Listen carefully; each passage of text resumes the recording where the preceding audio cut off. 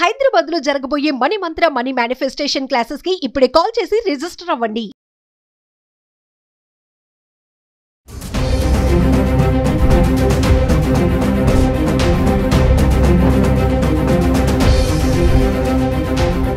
నమస్తే, welcome back to Suman TV. Present మనతో పాటు ఉన్నారు అనలిస్ట్ మందడి కృష్ణారెడ్డి గారు.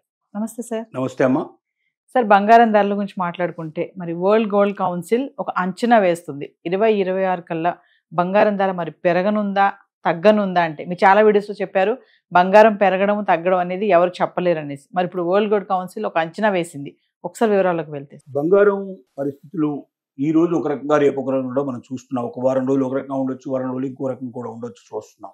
దీనికి అనేక కారణాలు ఉంటాయని మనం మొదటి నుంచి చెప్పుకుంటున్నాం. ప్రపంచంలో ఏ ఒక్క కారణం వల్ల ఇది జరగదు, రకరకాల కారణాల వల్ల జరుగుతుంది.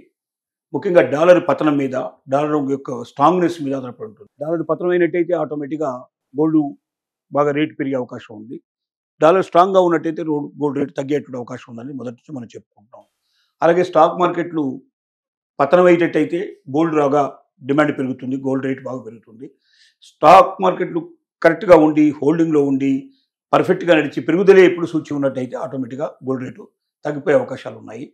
అలాగే యుద్ధాల మీద ఆధారపడి ఉంటుంది, దీని మీద రకరకాల ట్యాక్సెస్ మీద ఆధారపడి ఉంటుంది. ఇలా రకరకాలుగా అనుకున్నాం. ముఖ్యంగా 2025 జనవరి నాటికి మనం చూసుకున్నట్టయితే గోల్డ్ రేటు 70,000 రూపాయలు మనకు 10 గ్రాముల 24 క్యారెట్ల బంగారం దొరికింది. అదే మనకు 2025లో మనం అక్టోబర్ నాటికి చూసుకున్నట్టయితే దాదాపుగా 1,35,000 దాకా మనకు పోయినటువంటి పరిస్థితులు మనకు కనబడ్డాయి. సరే, తర్వాత మళ్ళీ కొంచెం 1,30,000 దాకా తచ్చాడే పరిస్థితులు కనబడుతున్నాయి. ఇది పెరుగుతుందా తగ్గుతుందా సంశయాత్మక విషయం. కొనాలనుకునే వాడికి పెరుగుతుందేమో కొని పెట్టుకుందాం అనే ఒక ఆశ, తగ్గిపోతే అనవసరంగా మనం నష్టపోతామనే ఒక భయం, రెండు మధ్య ఊగిసలాడే పరిస్థితులు ఏర్పడుతుంది. అయితే దీనికి ముఖ్యంగా అమెరికా ట్రంప్ విధానాలు కూడా ఒక రకమైన కారణం. పెరగడంలో మనకు గోల్డ్ రేటు బాగా పెరగడంలో అమెరికా తీసుకున్న నిర్ణయాల వల్ల ఏమైందంటే ప్రపంచ దేశాలన్నీ అతలాకుతలం అయిపోయాయి. విపరీతమైన ట్యాక్సెస్ పెంచడం వల్ల వాడి దేశం నుంచి ఇక్కడికి పంపించేటువంటి వస్తువుల యొక్క రేట్లు బాగా పెరగడం వల్ల వాళ్ళకి ఎగుమతులు బాగా తగ్గిపోవడం, దిగుమతుల మీద ఎక్కువ ఆధారపడే పరిస్థితులు ఏర్పడటం, తర్వాత చాలా ట్యాక్సెస్ పెరగడం వల్ల కూడా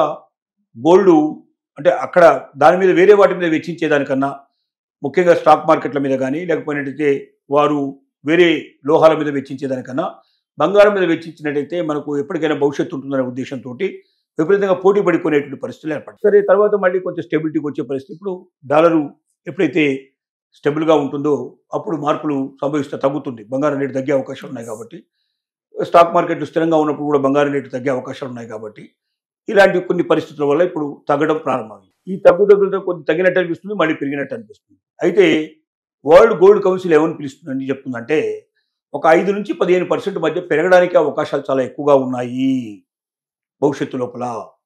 ఎందుకంటే పరిస్థితులు అట్లా కనబడుతున్నాయి.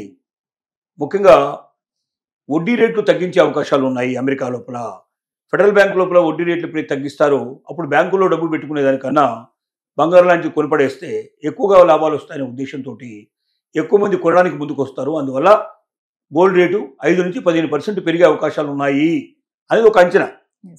మళ్ళీ వెంటనే ఏం చెప్తాడు, వెంటనే దాని గురించి ఆలోచన చేసి ఇంకో రకంగా చెప్తాడంటే దానికి భిన్నంగా ఒకవేళ వడ్డీ రేటు పెరిగినట్టయితే మళ్ళీ బంగారం రేటు పడిపోయే అవకాశాలు కూడా ఉన్నాయి. స్టాక్ మార్కెట్లు ఒకవేళ స్థిరంగా ఉండకుండా ఊగిసలాట పరిస్థితి ఏర్పడితే, ఒకవేళ స్టాక్ మార్కెట్లు స్థిరంగా ఉన్నట్టయితే, ఊగిస లేకుండా స్థిరంగా ఉండి బాగా పైకి పోయినట్టయితే గోల్డ్ రేటు పడిపోయే అవకాశాలు ఉన్నాయి.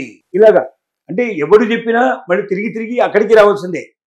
అది వరల్డ్ గోల్డ్ కౌన్సిల్ అయినా, అమెరికా ప్రభుత్వం చెప్పినా, ఇండియా చెప్పినా, ఎవరు చెప్పినా ఏ ఒక్క దాని మీద ఆధారపడి గోల్డ్ రేటు పెరగడం కానీ తగ్గడం కానీ ఉండదు. కాబట్టి అప్పటి పరిస్థితిని బట్టి, అప్పటి సిచ్యువేషన్ బట్టి పెరుగుతుందో తగ్గుతుందో చెప్పగలం తప్ప ఇప్పటికిప్పుడు కూర్చొని ఇంకొక సంవత్సరం తర్వాత జరగబోతుంది, 6 నెలల తర్వాత జరుగుతుందని చెప్పడం చాలా కష్టంతో కూడుకున్న పని.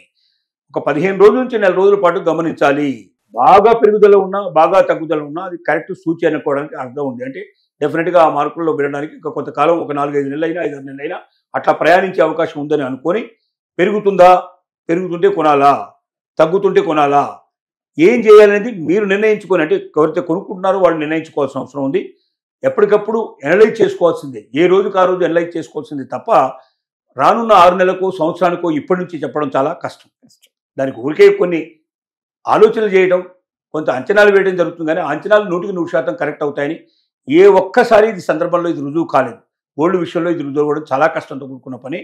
ముఖ్యంగా అమెరికా లోపల లోహాల్లో వెండికి కూడా బాగా మార్పు తీసుకొచ్చేందుకు అవకాశం ఇచ్చినందువల్ల ఇప్పుడు వెండి ఎలా పరుగులు పెడుతుందంటే బంగారం అక్కడే ఆగుతుంది, వెండి మాత్రం బాగా పరుగులు పెడుతుంది. 2 లక్షలు దాటి ఇంకా పైకి వెళ్ళినా ఆశ్చర్యపడాల్సిన అవసరం లేదు. 2026 పూర్తయ్యే నాటికి గోల్డ్ రేటుతో విపరీతంగా పోటీ పడి అనేక రెట్లు ఎక్కువగా వెండి రేటు పెరిగినా ఆశ్చర్యపడాల్సిన అవసరం లేదని ప్రపంచంలో ఉండేటువంటి అందరూ కూడా నిపుణులు దీని మీద అంచనాలు వేస్తున్నారు. దీనిలో మాత్రం ఎవరికి రెండో సందేహం లేదు. ఎందుకంటే విపరీతమైనటువంటి వాడుక ఎక్కువైపోయింది. వెండి వాడకం బంగారం వాడకం కన్నా కొన్ని వందల రెట్లు ఎక్కువ పెరిగింది. కాబట్టి వెండి యొక్క వెలికి తీసే అవకాశాలు కూడా తగ్గుతున్నాయి. అందుకని ఎక్కువగా ఇప్పుడు వెలికి తీసే అవకాశం లేదు. వెలికి తీసే అవకాశాలు ఎక్కువ లేనప్పుడు, వాడకం బాగా పెరిగినప్పుడు మరి ఆటోమేటిక్గా రేటు పెరగడం తప్ప ఇంకొక మార్గం లేదు. కాబట్టి వెండి రేటు మాత్రం పరుగులు పెడుతుంది. అది ఎక్కడ ఆగే పరిస్థితి లేదు. ఇంకా చాలా రేట్లు పెరిగే అవకాశం ఉంటుంది. ముఖ్యంగా మధ్యతరగతి వారు, సామాన్యులైన వాళ్ళు వెండిని కొనుక్కోవడం మంచిది. ఎందుకంటే బంగారం కన్నా వెండి తక్కువ రేట్లో దొరుకుతుంది. నిల్వ చేసుకోవడానికి అవకాశం ఉంటుంది. అవసరమైతే ఆభరణాల కింద మార్చవచ్చు, దేవుడి సామాన్ల కింద మార్చుకోవచ్చు, ఏదైనా చేయొచ్చు. కానీ దాన్ని కడ్డీల రూపం లోపల, నాణ్యాల రూపం లోపల, బిస్కెట్ల రూపంలో ఉంచుకున్నట్టయితే మీకు ఎక్కువ డబ్బు వచ్చే అవకాశం ఉంటుంది. కాబట్టి వెండి మీద పెట్టుబడి పెట్టడానికి ఎక్కువగా ఆలోచించాల్సిన అవసరం లేదు. దాని గురించి ఏం చింతపడాల్సిన అవసరం లేదు. ఎవరైనా సరే బంగారం గురించి అయితే 100 సార్లు ఆలోచించాలి, కానీ వెండి గురించి ఆలోచించడం మాత్రం అవసరం లేదు. వెండిని నిల్వ చేసుకోదలుచుకున్నా, వెండిని కొనుక్కోదలుచుకున్నా ఏ రోజైనా మంచి రోజే. ఇంకా పెరిగేదే తప్ప తగ్గదు. అది మాత్రం ప్రతి నిపుణులు చెప్తున్నారు. ప్రపంచం అంతా ఘోషిస్తుంది. ఇప్పటిదాకా మనకు ఉన్నటువంటి సమాచారం ఇది. Thank you sir.